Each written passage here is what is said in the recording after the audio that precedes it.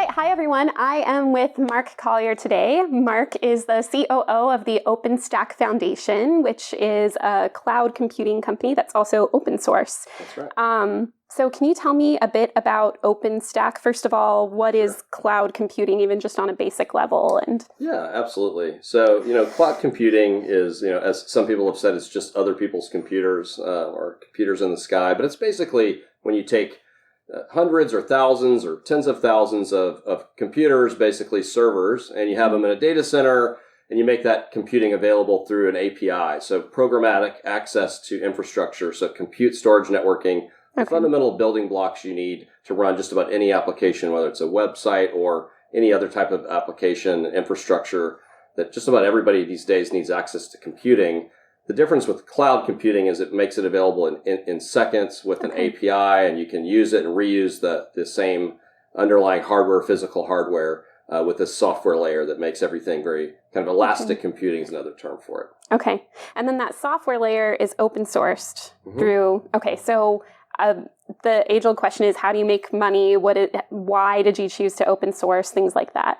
Yeah, so there are different ways to get cloud computing. It's not all 100% open source, but OpenStack is 100% open source. So people that build clouds using OpenStack as their software basis can do it for public cloud or private cloud, and the two major models. And a public cloud is one in which you as a company offer it as a service to the end user. They swipe their credit card. Excuse me. And bless you. And they swipe their credit card, and in a few seconds they can have access to resources. So that's been really great for entrepreneurs and startups that just want to get access to compute very rapidly. And then a private cloud is where you have your own personal cloud. By personal, I mean dedicated to that company. So Walmart, for example, runs OpenStack. Target runs OpenStack. So there's a bunch of retailers. There's a lot of financial service companies that run it.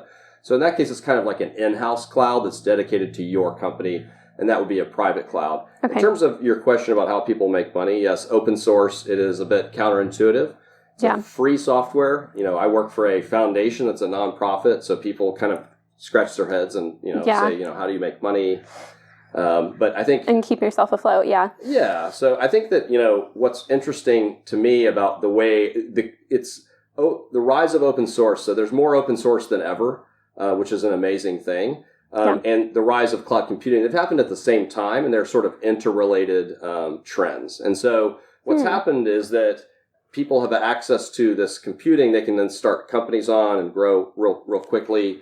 And then open source is a way for everybody in the world to have access to this fundamental technology that's so transformative. So when you put that together and you have open source cloud, you're putting in the hands of people all over the world and 200 countries this access to this technology to make their businesses more efficient. And so when you do it with open source, really you're spreading that economic opportunity around. So if you think about, the ways in which different industries are using the software, they're making money in a lot of different ways, not necessarily selling the software. If you're AT&T, so if you're an AT&T subscriber and you use their 4G network and now their 5G network, you don't realize it, but you're actually relying on OpenStack. So it's being used in the background to automate this huge network of massive capacity. So AT&T is making money because they're charging you a monthly fee for your 4G or 5G service. So there's kind of these ways in which it's embedded into almost every part of the economy. So people are making money on it, not necessarily exclusively through the software, but they're using it as a core part of their business. And then there are other companies that are more directly monetizing it, like a company like a Red Hat or Canonical, SUSE. These are companies that are taking OpenStack and building it into their products and services and making money through service and support and helping end customers run the software. Okay. So how many people would you guesstimate are actually relying on OpenStack in some way? Yeah, it's really interesting because you think about the number of people who operate the infrastructure is, thousands of people, but the number of people relying on the infrastructure those people operate is actually billions of people. I mean, it's kind of mind-blowing because those people have no idea, right? So it's a bit like Linux. It's kind of there in the background. You don't realize you're relying on it. If you use Android, you're using Linux, but you don't necessarily think about it. You just think, I have this great Android phone. So in this case, OpenStack is sort of like the Android of the data center. So instead of being on a handset, again, it's these thousands of computers that are kind of networked together in this pool of resources. And so the reason we can say there are billions of people is if you think about some of the raw infrastructure out there, like China Railway. China is one of the reasons the number gets in the billions, right? So China Railway is the largest train railway company in the world. They sell 1 billion tickets a year. Wow. And their whole ticketing platform is running on OpenStack. So that's 1 billion people buying a ticket that the ticket sales process goes through an OpenStack cloud. There's also the largest power company in the world, the State Grid of China, again, runs on OpenStack. So, hundreds of millions of people that are getting their electricity are getting it from a company relying on OpenStack. And then I mentioned the AT&T case, hundreds of telcos, certainly dozens of telcos. I don't know if it's hundreds yet because there aren't necessarily that many in the world, but the telcos in every major country are relying on OpenStack to route their network phone calls. So, millions of subscribers, hundreds of millions of subscribers, China Mobile, AT&T, Verizon, Telefonica. If you look at all these major telephone companies, those customers are relying on OpenStack. They don't know it because it's behind the scenes. Right. But it's critical to the infrastructure to make your phone call go through. First responder network that AT&T operates relies on OpenStack. And that ensures that you get your 911 call goes through, that first responders show up on the scene. They have a means to communicate very low latency, very reliable. So there's a lot of ways it's in our everyday lives and we don't notice it. Right. But it's cool to be a part of that. Yeah, it must be super cool to have impacted the world in all these really neat ways and in such a diverse set of ways as well. So when was OpenStack founded? What year? Yeah, so the OpenStack software was created in 2010. Okay. And so at that time, I was working for a company called Rackspace, which is a large cloud computing provider, a web hosting company based in Texas. And at that time, we already had a cloud. It was one of the first clouds along with Amazon in the market. And we realized that we needed to get access to a better technology with more developers. We wanted more people involved to help improve the platform we were relying on. So we embraced this open source strategy, which became OpenStack. And then 2 years, and by the way, one of the things that really helped us kind of get off the ground quickly, no pun intended, was that we partnered with NASA. So NASA was the group of people at NASA were thinking about doing a similar project. So we kind of got wind of that and we met with them and said, hey, let's have Rackspace and NASA kind of get this started.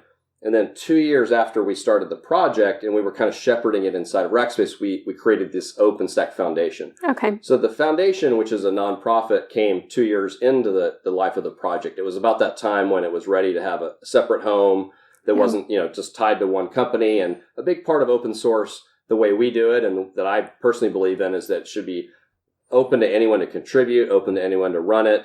The economic opportunity shouldn't be concentrated in one company. This isn't necessarily everyone's opinion. Some people have open source philosophy that is about essentially one company kind of monopolizing the economic opportunity. Yeah, the GPL. Yeah. And then there's different ways in which people are changing the licensing models to kind of restrict who can make money on it and keep it in one company's hands, which is a valid choice. It's not the way we do it in OpenStack. In OpenStack, we wanted from the beginning to have hundreds of companies making money, people having access to the technology regardless of what country they live in, what company they work for. And that was fundamental to kind of like the OpenStack way that we still pursue today.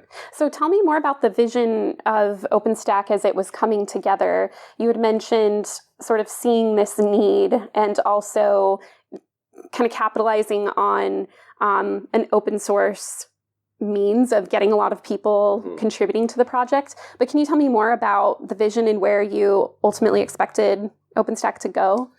Yeah, it's interesting because it's gone in some of the ways we thought, and it's gone in a lot of ways we didn't think. Which is one of the cool things about open source is when you give people a piece of technology and the freedom to use it, they're going to use it in ways you can't possibly imagine. So if you go back to the original sort of goals of it, we were seeing Amazon emerging as this kind of market leader in cloud computing. This is actually before Google and Microsoft even got into this business. We knew they would. It was logical. It was kind of the transformation of how IT is delivered is now through a service. So instead of buying a server and setting it all up, you just swipe a credit card and you get virtual servers, as many as you can afford, and you spin them up and down. So we kind of saw this emerging threat, frankly, of Amazon kind of monopolizing the world in terms of this fundamental technology. And we thought this isn't the best outcome for Rackspace. It isn't the best outcome for the world, honestly, for humanity. I mean, if at the end of the day, something that every form of research, every economic business, every startup needs is concentrated and available only through like 2 or 3 companies, that's not a great result. So we wanted this open alternative where lots of companies could be involved commercially, but also was just freely available. And so there wouldn't be these constraints. We wouldn't have 2 or 3 companies, a sort of oligopoly type world. So we wanted to see alternatives, public clouds and private clouds. So basically people's ability to have an alternative to Amazon. Okay. And what's happened is Amazon's growth has certainly not slowed by any means. Amazon's growth, I mean, it's slowed in the last year or so, but generally speaking, their cloud is incredibly impressive. So many companies run on it, and that's actually honestly been powered by open source in a lot of ways. Not necessarily OpenStack, but other open source components. So for us, the vision was for people to have a choice, so that they weren't forced to pick 1 or 2 or only three options out there. So that has played out in a lot of ways. I think that if you look at the public cloud side, there hasn't been sort of a giant alternative to Amazon that's emerged. Rackspace does have a very, very large public cloud business, but it's not at the Amazon scale. OVH, there's a number of large public clouds in Europe, City Network, VexHost, and there's a bunch of them throughout China. So there are these alternatives to Amazon that have cropped up, and that was a part of the vision.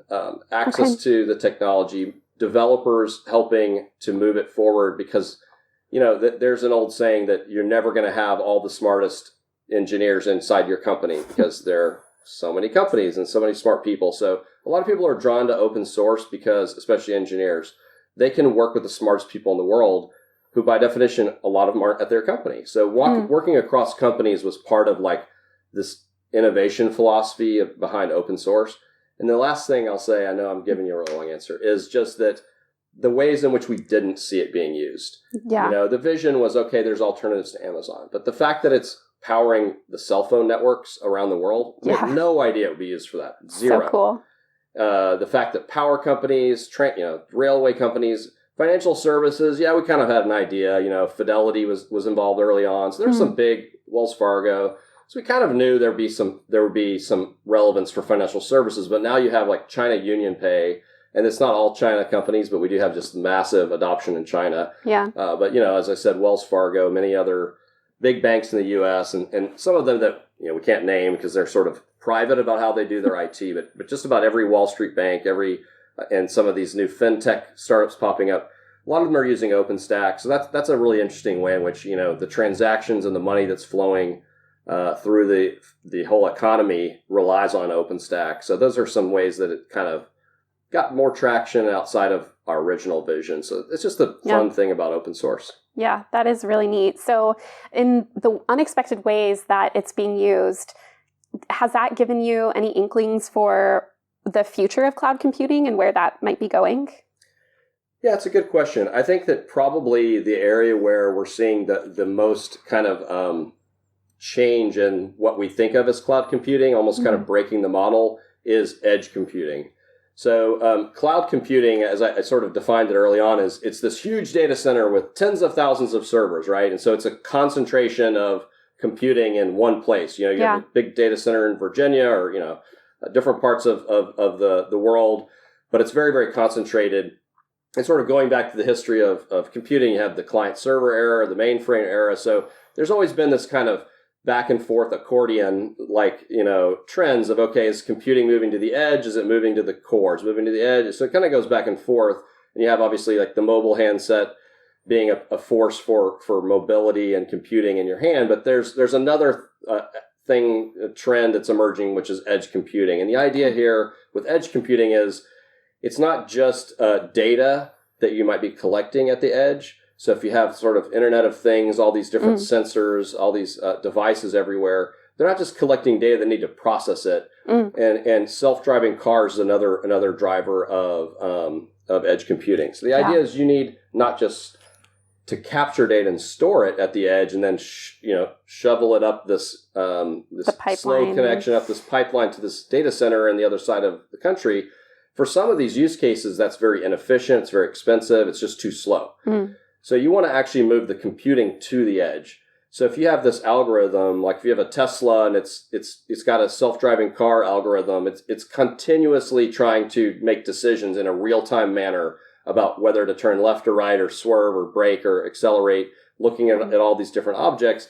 And so all of that data that it's collecting to improve the algorithm needs to not just be stored, but computed at the edges. So OpenStack's being used in a lot of those use cases. Yeah. And just, and some people would say that's not cloud computing. I personally find it really boring to debate terms. I was like, I don't care what we call it. We can call it cloud computing. We can call it edge computing. We can call it edge. We can call it whatever. A lot of people get super hung up on what the names of things are. It's like the hardest problem in computer science, they say, is naming things.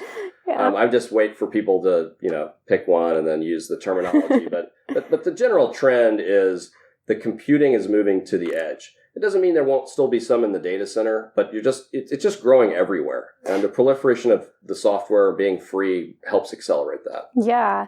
So does it, like Amazon Web Services, for instance, does that allow for edge computing or not, because it is just housed? It's a good question. So Amazon has, over the last year or two, released some edge computing types of services. They have a thing called Greengrass, I think it's called, or Greenfield. That's kind of allows you to execute some code in the wild, so to speak, or kind of out the edge. They have some other things they've recently announced at some of their conferences that's moving more of the Amazon model, closer to the edge. But I do think that it is a disruptive force that doesn't necessarily lend itself to just one or two companies owning the market. So Opensource and OpenStack and other technologies like Kubernetes and Docker and Linux and all these other forms of open source or projects that work well together, they do provide kind of there's an advantage, I think, that to this distributed nature where the economic opportunity, again, is in more people's hands. So Amazon has options in those areas. And I think that's always good to have choice. And oftentimes they're building, really compelling technologies. Yeah. But I think that if all roads lead to Amazon, that's not necessarily a great thing for any company to be sort of a monopoly position. I wouldn't say they're quite in a monopoly position at this point, but they do have that sort of potential. And I think that wouldn't be a great outcome. One of the things that they released a couple of years ago, I have to mention this, is they have this truck that it's 2 or 3 years ago they announced. It's called a Snowball, I think. It's an 18-wheeler that literally comes to your data center. So your big financial services or any large company, you have tons and tons of data, and they're one of the problems with getting your data up to Amazon is it can be very slow and expensive, right? So they're like, we will send an 18-wheeler to your IT shop to your data center, load it up with hard drives, and we'll ship it. We'll drive it to the Amazon data center and upload it there. Which sounds really compelling until you realize that truck only goes one way.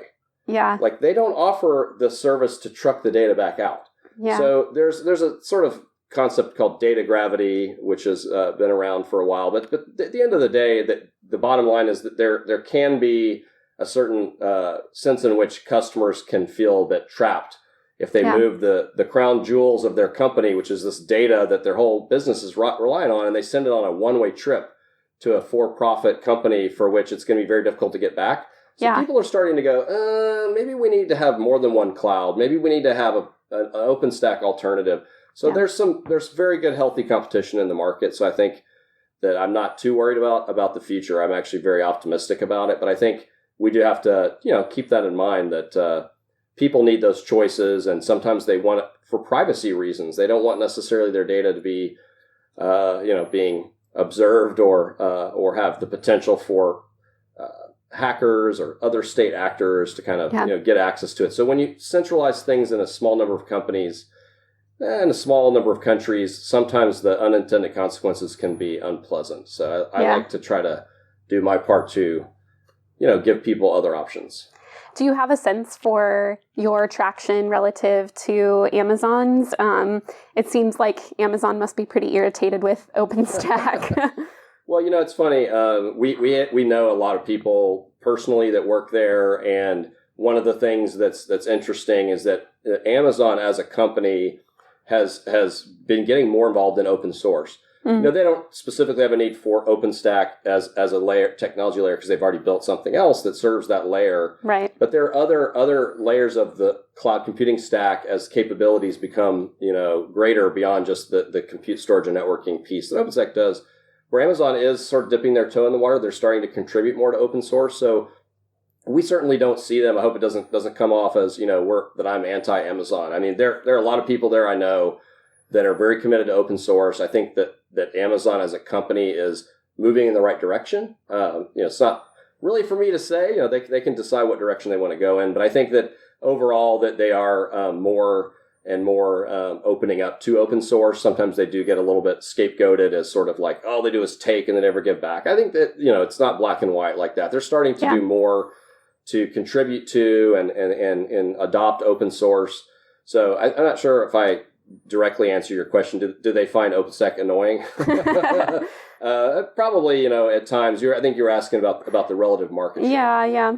So the question there becomes a bit tricky in the sense that because it's open source free software, we don't actually know everyone who runs it. Lots of people run it that, oftentimes I'll be at a conference and I'll say to somebody, you should really look at OpenStack. And they're like, we've been running it for 3 years. And I'm like, oh, okay, I didn't know that. So so much is kind of underreported because unless they come to one of our events, we have OpenStack summits twice a year, or if they take our user survey, we don't necessarily know who it is. But I will say that makes sense because you're not the gatekeeper of the... We're not selling a product. Now, people that take OpenStack and turn it into a product and then sell it, like I mentioned, like Red Hat and Canonical and some of these other companies, they have customer relationships, so they know in that case. But there's a whole underground sort of, groundswell of use that we can't necessarily track. But I would say one thing that's interesting to note is if you look at all of the OpenStack public clouds, none of them are as big as Amazon on their own. But if you look at them in aggregate, there is an OpenStack cloud that you can tap into with a credit card in more cities in the world than there are Amazon locations. So by that measure, it's a larger footprint than Amazon if you put all the OpenStack clouds together. Yeah. Now, each of those might be relatively small or medium. They're not, necessarily the size of like Amazon's largest data center. But for most customers, they don't really care. They just, as long as it has the capacity they need, and if they're in Europe, they want to get a European provider, and they're in France and Germany, there's all kinds of data privacy laws and data sovereignty laws, and just preferences. Companies want to have their data in a country where they understand the regulatory environment, what frankly, governments might access it without their consent. That this does happen, and I think that's in that sense there's a larger footprint just geographically, and so that's a good counterbalance. I would say.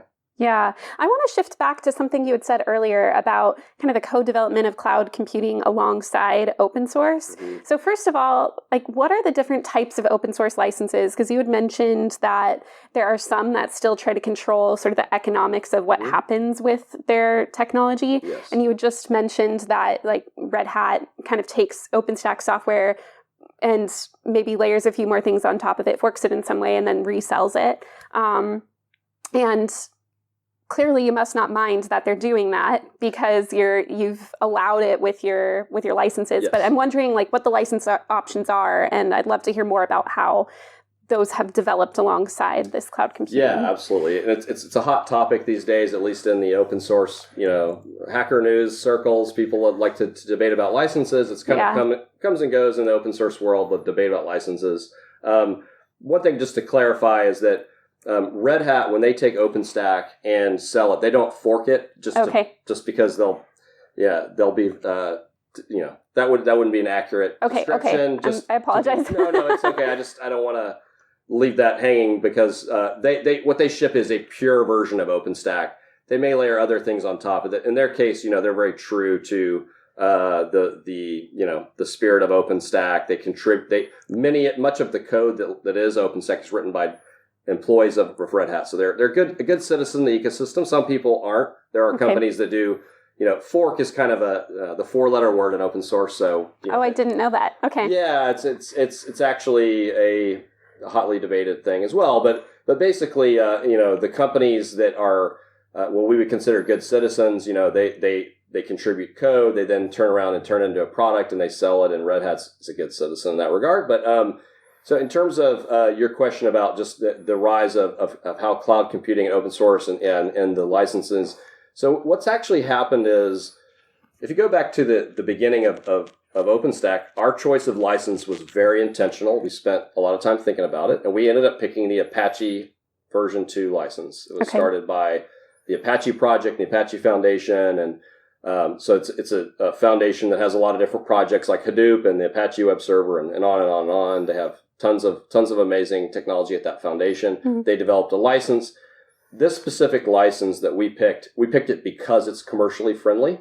Okay. And not everybody loves it. I mean, everybody has an opinion about this. So GPL is actually on kind of a different end of the spectrum. Right. Linux is GPL. It is possible to build a business on it, but it's a little bit trickier because if you build it in a certain way, you have to kind of comply with certain terms. And so some people like that more, some people like it less. Apache is kind of I would say provides the most freedom for people to use it in whatever way they want, including to make money. They can contribute back. They cannot contribute back. They're not compelled to contribute back. Okay.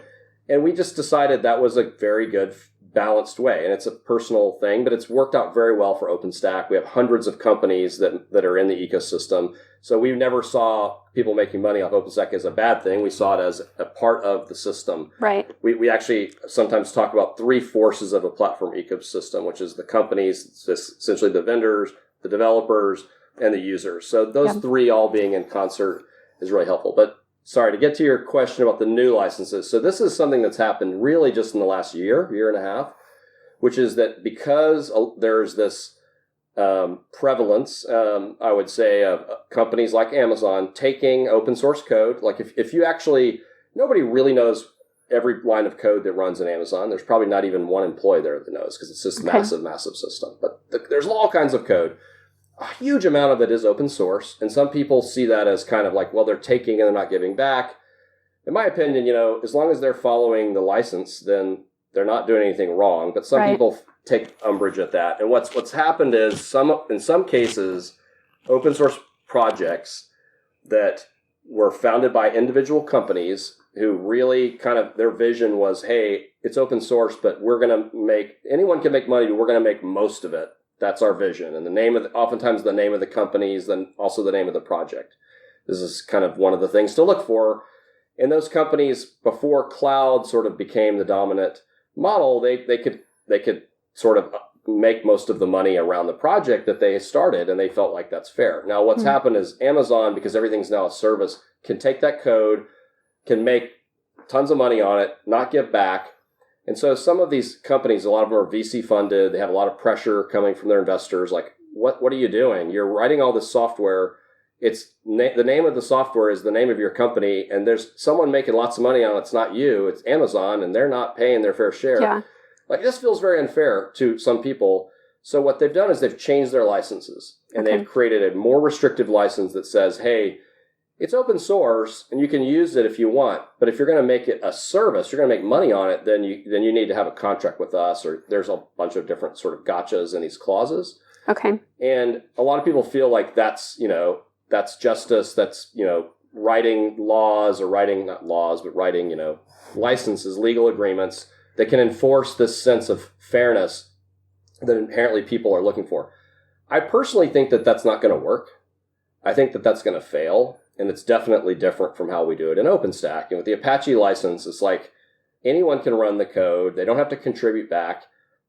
And it's just, I guess I'm sort of just a believer in freedom means that some people are going to exercise those freedoms in a way that isn't necessarily your personal ideal goal, but it's better to have more freedoms than less. And I also think that if the moral high ground that some people kind of like to get on, which is like, Amazon is making all the money, it's not fair, we as this company, this individual company that started this project, we should be making the money. To me, it's a little bit of a hollow argument from a standpoint of, the moral high ground. It's fine if they want to do it for business reasons, but like, if the answer to one company's making all the money is to change the license so it's just a different one company, it's like somebody's not really upset that one company's making all the money. They're just upset it's not their one company.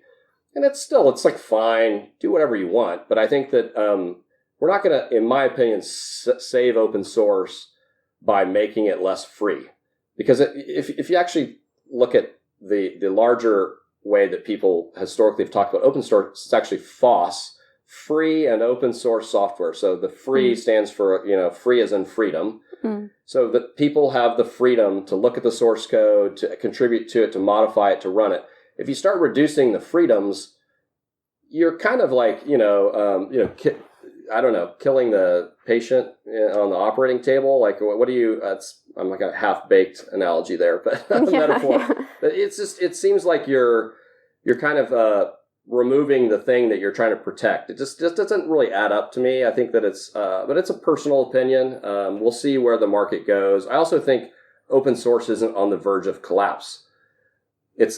Yes, I worry about a world where there's only 2 or 3 companies that provide all cloud computing. That would not be a good outcome. Yeah. But I don't think that is where we're headed. I think there's more open source than ever. Kubernetes at the sort of containerization layer. You see things like Cafe 2 and TensorFlow doing AI. All these different things where there's innovation happening. The default mode to innovate right now is open source. So I don't really see it as being on the verge of extinction. I think if you're a VC-backed company that wants to monetize open source in a sort of monopolistic way, this is kind of to use the M word, but it's sort of like to capture all the value, then maybe that might be on its way out. But that doesn't mean open source is dying. It just means that a specific model has run into some scaling problems, as they like to say here in Silicon Valley. Yeah. Yeah. So what do you think are like the next steps that OpenStack is planning on taking as a foundation, kind of the vision moving forward? Yeah, so great question. I think, one of the things about the OpenStack Foundation is much like the Apache Foundation before us and the Linux Foundation, we're starting to help people establish and grow communities that are not necessarily OpenStack. So there are other open source tools for cloud computing, like for edge computing, for example, where there are individuals and companies that say, we like the OpenStack way. So Apache really coined this term, the Apache way. And it's fantastic. We leveraged and borrowed and stole and, used many of the elements of the Apache way in designing the OpenStack way. So kudos to everybody in that community that created that. And then we kind of have our own unique aspect to it. But there are people who are like, we like the OpenStack way. We don't necessarily think this functionality belongs in the OpenStack software, but we would like to work with the OpenStack Foundation. So if you think about the Apache Foundation, the Linux Foundation, they've all gone in this direction where lots of the software communities that are supported by those foundations aren't the Apache web server or the Linux kernel. So we're kind of following a similar evolution. So we now have multiple projects that are inside the OpenStack Foundation that are not OpenStack. So one's called Airship. This really brings together the best of OpenStack and Kubernetes and some other open technologies, spearheaded by AT&T and SKT for a lot of this 5G evolution stuff. Yeah. Starling X is another one that's really an edge computing play that our foundation is helping to kind of nurture those communities. So using the methods and tools of OpenStack, but not necessarily putting the code into OpenStack per se. And that's really, one of the things that we believe in. And I think when I talk about the methods and the tools, just to touch on that quickly, we have our OpenStack way is based on what we call the 4 opens. Okay. So the first one is open source. This is kind of a gimme these days. This is everything, open source. Okay, so your code's available somewhere, someone can download it.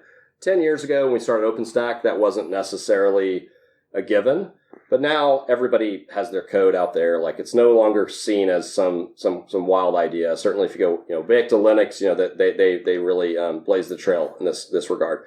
So open source, the source code's available. Open development means actually I should start with open design. So open design means that before you even started writing code, the conversations about what should be in the code, what should the architecture be, what features should be, happened in the open. This is actually the hardest of the 4 opens because people aren't used to this. They're used to working in their own companies and their own divisions, their own silos. So the idea that before you even start writing the code, you're going to talk about it in public on a mailing list or at an event. Yeah. It's a bit radical. It's not how all open source is done. So that's kind of the highest bar. And then once the design is been agreed upon, you move into open development, which means that, so in our case with OpenStack, we have a release every 6 months. So we just had our 20th release. So we've been doing it for a while. Mm-hmm. Every 6 months for 10 years, you get to 20. So we have 20 releases. And so we have this 6-month software development cycle. And every single day, thousands of code commits are coming in. Over the course of the cycle, millions of things are being tested. So that's all transparent as well. It's online. Mm-hmm. Anyone can see who wrote the code, what tests it passed, who decided to merge it, which means it becomes part of the software moving forward. So that's all transparent and open. And then open community is the 4th open. We list them in different orders, but that's the last one to mention. Okay. So open community is a little harder to define because I think the word community kind of means different things to different people. To us, what it means is that anyone from any company, from any country, can get involved in the decision-making, the governance. They can rise up and be part of what we call like our technical committee, or they can be a PTL, which is like a technical lead for a project. So there's no barrier. This is, an ideal that we live up to. And I'm sure, like all ideals, we're always striving to get there. But with each of these 4 opens, it's really the foundation of what we call the OpenStack way. So that's how Airship's being developed, Starling X. The other tool I'll mention is Kata Containers, which is a secure container project that's got a lot of interest in the market. And then Zool. Zool is actually a software tool written by the OpenStack community to implement a lot of these things, this code testing that I talked about. It's actually a tool for that. And now people outside of the OpenStack world are using it. BMW is using it. Volvo is using it. GoDaddy. So all these different industries. It's interesting that kind of auto industry is really, really embracing it. But their motto is stop merging broken code. So it's a very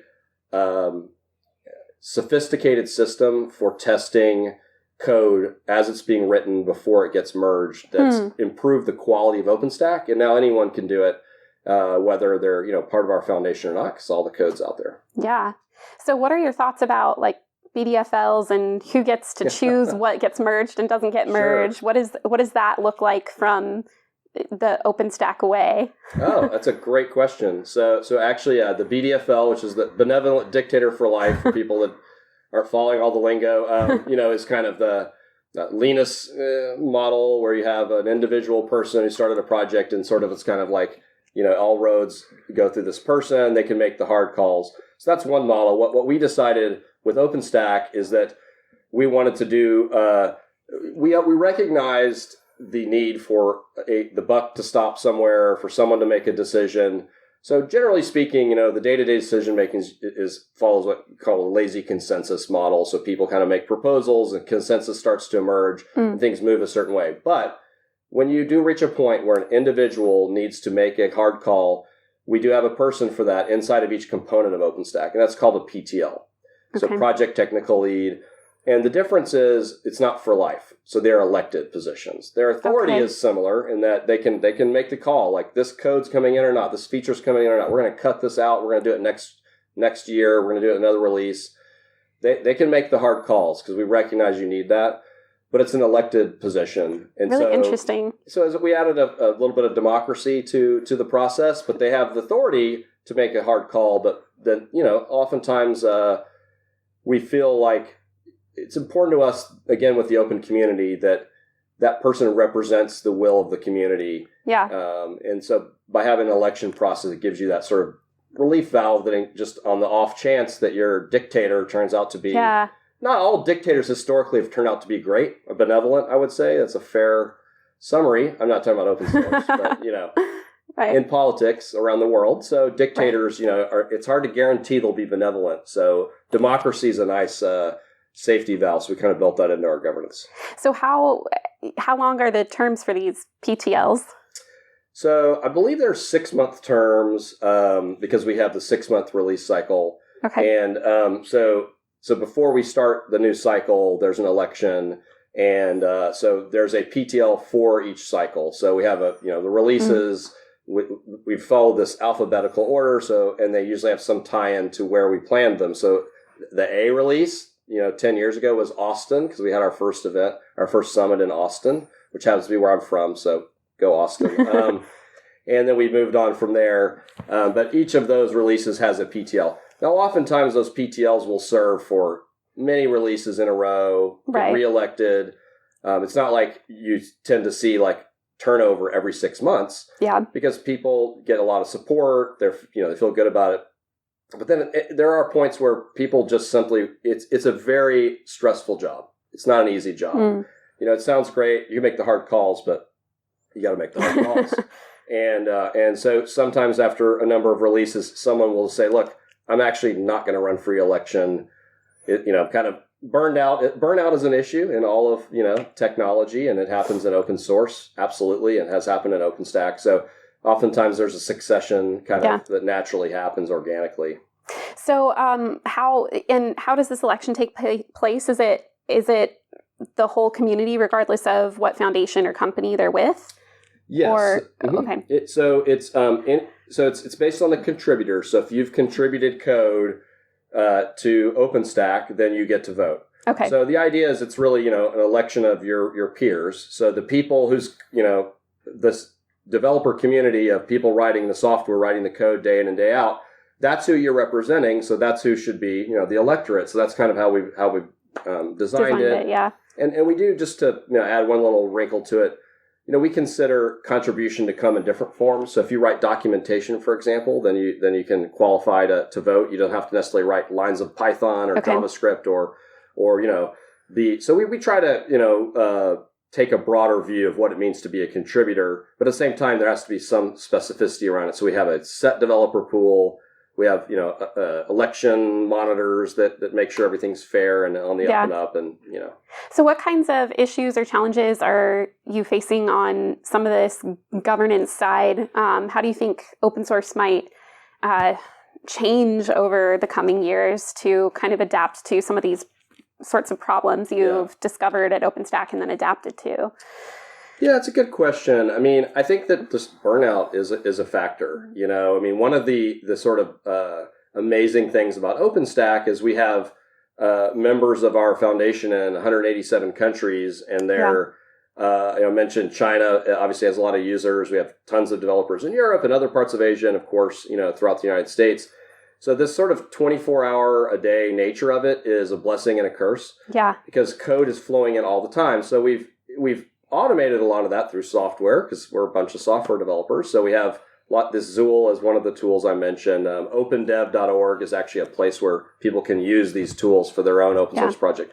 So there's ways you can do it through software, but I think, the time zone, the language barrier, this is an unsolved problem. I mean, we chip away at it, but, many of our developers, English is not their first language, and so, trying to figure out how to not just work on translating documentation and translating, the end result for different users in different markets, but actually just bridging the language divide, the time zone divide, the cultural differences. We just had our very first summit in mainland China in Shanghai in November, and it was really important for us to bring our community to China, because we have so many, members that are already in the community, to bring the rest of the community to China, because they face a very difficult set of situations in terms of the language barrier, the Great Firewall.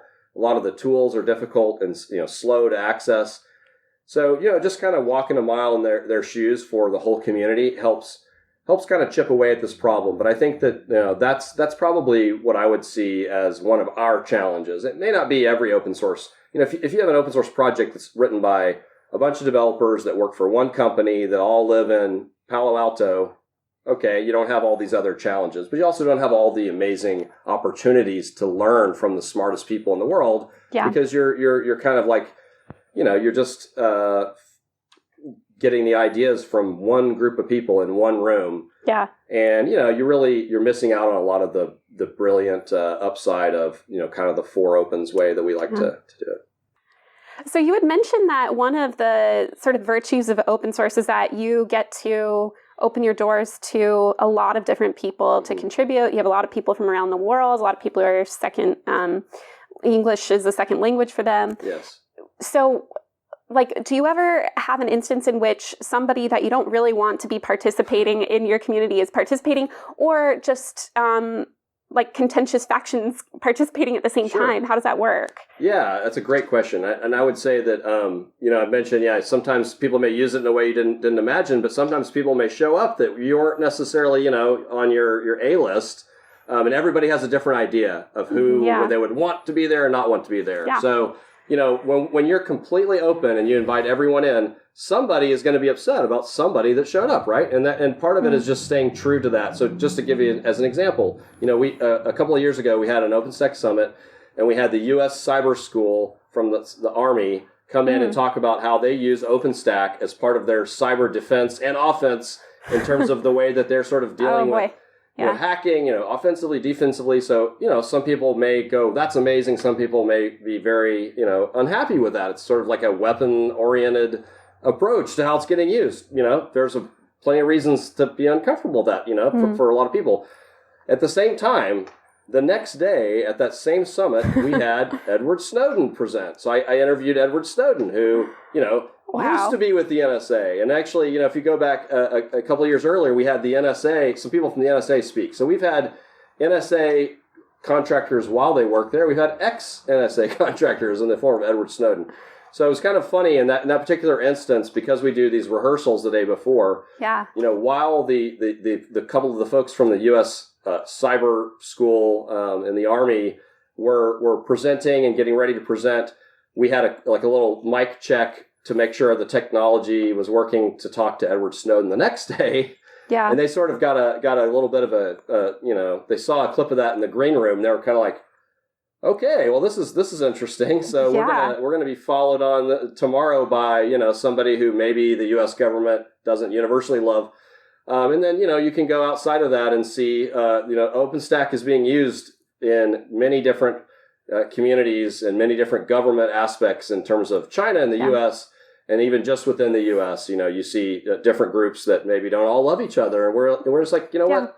Bring your ideas in. We're all just trying to make this technology available, and we want everybody to participate. So it was pretty cool, and for me to get to interview Edward Snowden, kind of a once in a lifetime opportunity, and also we heard from how the U.S. government has a hacking program based on it. So you never know who you're going to get if you open the doors. Yeah, that's pretty wild. And yet it being open source is kind of a protection for you in a way, right? Because it allows you to remain impartial. It's not like you're taking money from any of these people to allow them to run.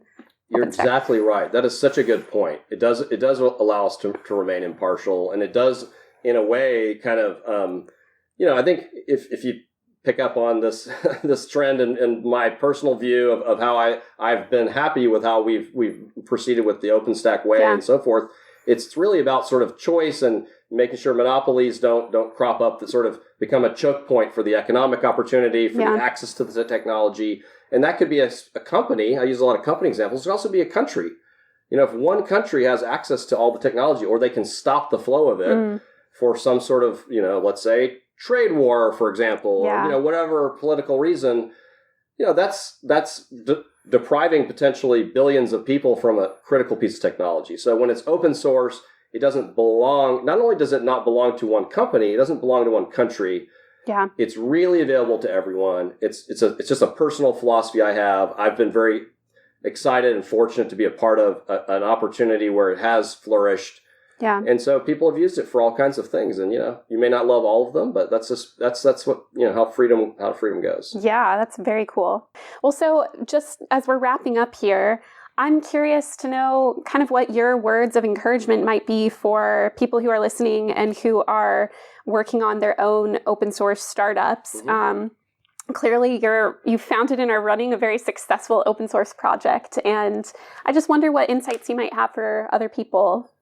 Yeah, I mean, I think that, one of the things to think about is just the giving up control is very scary, but what you get in return is a lot of very valuable ideas, knowledge, insight, unexpected uses. We talked about this earlier. The ways in which your technology might get used that you never foresaw. It's a leap of faith. And I think that there's a real tension between control and kind of, open source.